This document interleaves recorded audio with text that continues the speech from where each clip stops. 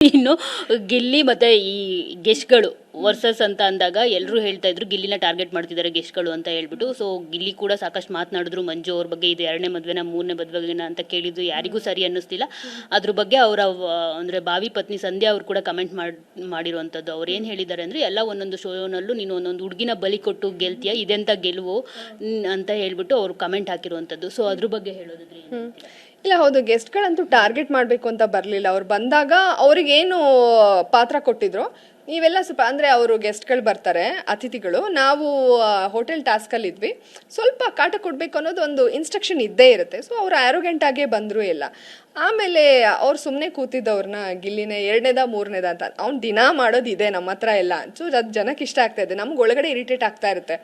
But ಜನ enjoy ಮಾಡ್ತಾ ಇದ್ರು. ಬಟ್ ಅದನ್ನು ಇವ್ರು ಬಂದವರು ತೊಗೊಳಕ್ಕೆ ರೆಡಿ ಇರಲಿಲ್ಲ. ಯಾರಿಗೋ ಬಂದ ತಕ್ಷಣ, ಯಾಕಂದರೆ ಅವ್ರು ಬ್ಯಾಚುಲರೇಟ್ ಪಾರ್ಟಿಗೆ ಬಂದಾಗ ತುಂಬ ವರ್ಷಗಳ ನಂತರ ಮದುವೆ ಫಿಕ್ಸ್ ಆಗಿ ತಂಗಿದಿರನ್ನೆಲ್ಲ ಮದುವೆ ಮಾಡಿ ಕೇಳಿದಾಗ ಅವ್ರು ಅಫೆಂಡ್ ಆದರು. ಅದಾದಮೇಲೆ ಬಿಟ್ಟು ಊಟ.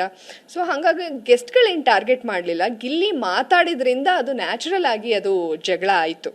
ಸೊ ಹಾಗಾಗಿ ನನಗೇನೋ ಅವರು ಬೇಕು ಅಂತ ಇವನ್ನ ಇದೇ ಮಾಡ್ಬೇಕಂತ ಏನು ಆಚೆಯಿಂದ ಬಂದಿದ್ದಲ್ಲ, ಅಲ್ಲಿ ಒಳಗಡೆ ಅದು ಏನೇನಾಯಿತು ಆ ಸ್ಥಿತಿಗತಿಗಳ ಮೇಲೆ ಅವರ ಒಂದು ರಿಯಾಕ್ಷನ್ ಇತ್ತು ಅಂತ ನನಗನ್ಸುತ್ತೆ. ಗಿಲ್ಲಿ ಮತ್ತೆ ರಘು ಅವರ ಕುಚುಕು ಗೆಳೆತನವನ್ನ ಎಲ್ಲರೂ ಕೂಡ ಇಷ್ಟಪಡ್ತಿರುವಂಥದ್ದು. ಸೊ ಆದರೆ ಈಗ ಅವರವರನ್ನೇ ನಾಮಿನೇಟ್ ಮಾಡ್ಕೊಳ್ತಿದ್ದಾರೆ. ಎಲ್ಲೋ ಒಂದು ಕಡೆ ಅಶ್ವಿನಿ ಅವನ್ನ ಸಾರಿ ಕೇಳ್ತೀನಿ ಅಂತ ಅಂದಾಗ ರಘು ಅವರನ್ನ ಗಿಲ್ಲಿ ಬಿಡೋದಿಲ್ಲ, ಆದರೆ ಗಿಲ್ಲಿನೇ ಹೋಗಿ ಸಾರಿ ಕೇಳ್ಬಿಡ್ತಾನೆ.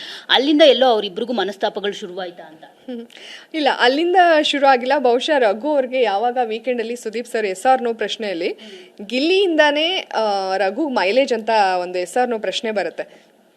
ಸೊ ಅವಾಗ ಎಲ್ಲರೂ ನಾವು ಎಸ್ ಅಂತ ಹೇಳ್ತೀವಿ. ನಾನು ಹೇಳ್ತಾ ಇದ್ದೆ, ನೀವು ಟಾಸ್ಕ್ ಅಂತ ಬಿಟ್ಟರೆ ಮಾಮೂಲಿ ಗಿಲ್ಲಿನ ನೀವು ಜೋಗುಳ ಆಡ್ತಾ ಇರ್ತೀರಲ್ಲ, ಅಲ್ಲಿ ಆಡ್ತಿರ್ತೀರ ಬಿಟ್ಟರೆ ನೀವು ಮಾತೇ ಆಡಲ್ಲ ಅಂತ ಹೋಗಿ ಹೇಳ್ತಾ ಇದ್ದೆ ನಾನು.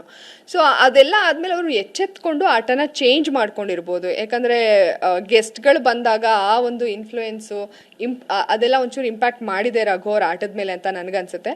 ಬಹುಶಃ ಜೊತೆಲೇ ಇದ್ದಾಗ ಅವ್ರ ಬಗ್ಗೆ ನಮಗೆ ತುಂಬ ತಿಳ್ಕೊಳ್ಳೋಕ್ಕೆ ಇದಾಗುತ್ತೆ. ಬಹುಶಃ ಅದಕ್ಕೆ ಅವರು ಆಟನ ಸ್ಟಾರ್ಟ್ ಮಾಡಿರ್ಬೋದು. ಇಲ್ಲ, ಗಿಲ್ಲಿ ಹೊರತಾಗಿನೂ ನಾನು ರಘು ಆಡಬಲ್ಲೆ ಅಂತ ಪ್ರೂವ್ ಮಾಡ್ಕೊಳ್ಳೋಕ್ಕೂ ಹೊರಟಿರ್ಬೋದು ಅಂತ ನಂಗೆ ಅನ್ಸುತ್ತೆ. ವೈಲ್ಡ್ ಕಾರ್ಡ್ ಎಂಟ್ರಿಗಳಾಗಿ ರಜತ್ ಮತ್ತೆ ಚೈತ್ರ ಬಂದಿರೋದು. ಒಂದು ರಜತ್ ಗಿಲ್ಲಿನ ಕುಗ್ಸೋಕೆ, ಇನ್ನೊಂದು ಚೈತ್ರ ಅವ್ರು ಬಂದಿರೋದು ಅಶ್ವಿನಿನ ಕುಗ್ಸೋಕೆ ಅನ್ನೋ ಒಂದು ಮಾತುಗಳು ಹೊರಗಡೆ ಕೇಳಿ ಬರ್ತಿರುವಂಥದ್ದು. ಸೊ ಅದ್ರ ಬಗ್ಗೆ ಹೇಳೋದಾದ್ರೆ ನನ್ಗನ್ಸುತ್ತೆ ಗಿಲ್ಲಿ ಅಶ್ವಿನಿ ಅವ್ರನ್ನ ಯಾರೋ ಬಂದು ಕುಗ್ಸಕ್ಕೆ ಸಾಧ್ಯ ಇಲ್ಲ ಅನ್ಸುತ್ತೆ. ಮತ್ತೆ ಒಂದು ಶೋನ ಪ್ಲಾನ್ ಮಾಡಿರೋರು ಕುಗ್ಸಿದ್ರೆ ಆ ಶೋಗೆ ಎಫೆಕ್ಟ್ ಆಗುತ್ತೆ.